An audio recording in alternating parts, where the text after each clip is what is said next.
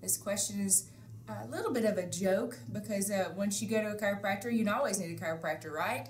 But most of the time I explain it to my patients that when your body is moving and balanced and you feel good, why wouldn't you want to get that fixed again when it's out of balance? It's normal for you to have fixations. If you sleep funny, you're going to wake up and probably have something out of whack.